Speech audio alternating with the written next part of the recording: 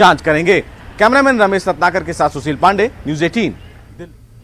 कर्नाटक में तब्दीली मजहब पर रोक लगाने के लिए रियासत की बीजेपी हुकूमत नया कानून लाने पर गौर कर रही है, जिसमें लुभाकर या लालच देकर मजहब तब्दील कराने की कोशिश जुर्म करार देने की तजवीज है।